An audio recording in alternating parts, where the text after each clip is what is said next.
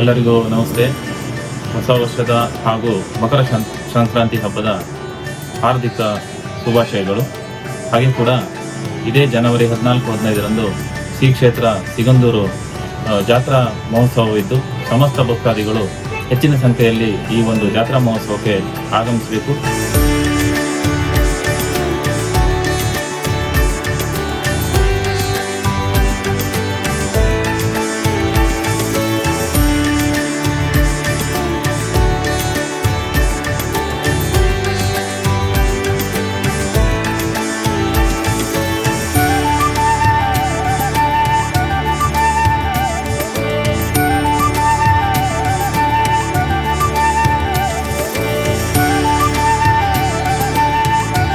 ಹಾಗೆ ಕೂಡ ಈ ಒಂದು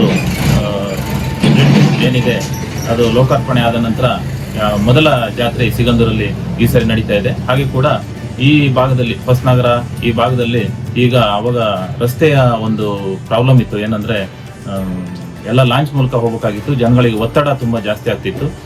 ಅಂತ ಒಂದು ಸಮಸ್ಯೆ ಈಗ ತುಂಬಾ ಕ್ಲಿಯರ್ ಆಗಿದೆ. ಜನಗಳಿಗೆ ಭಕ್ತಾದಿಗಳಿಗೆ ಹೋಗೋದಕ್ಕೆ ಎಲ್ಲ ಒಳ್ಳೆ ಅವಕಾಶ ಈಗಾಗಲೇ ಕಲ್ಪಿಸಿದೆ. ಹಾಗೆ ಕೂಡ 14-15ನೇ ತಾರೀಕು ಚಂಡಿಕಾ ಹೋಮ ಹಾಗೂ ಮೂಲ ಸ್ಥಾನದಲ್ಲಿ ದೇವಿಯ ಪೂಜೆ ಹಾಗೂ ಹೂವಿನ ಅಲಂಕಾರ ಮುಂತಾದವುಗಳು ಜರುಗಲಿದ್ದು ಒಂದು ಧಾರ್ಮಿಕ ದೊಡ್ಡ ಒಂದು ಪೂಜಾ ವಿಧಾನಗಳು ಜರುಗಲಿದ್ದು ಸಮಸ್ತ ಭಕ್ತಾದಿಗಳು ಈ ಒಂದು ಜಾತ್ರೆಯಲ್ಲಿ ಭಾಗವಹಿಸುವ ಮೂಲಕ ಶ್ರೀ ಕ್ಷೇತ್ರ ಸಿಗಂದೂರು ದೇವಿಯ ಆಶೀರ್ವಾದವನ್ನು ಪಡೆದುಕೊಳ್ಬೇಕು ಅಂತ ಈ ಮೂಲಕ ತಮ್ಮಲ್ಲಿ ಕಳಕಳಿಯಿಂದ ಕೇಳ್ಕೊಳ್ತೀವಿ. ನಮಸ್ತೆ.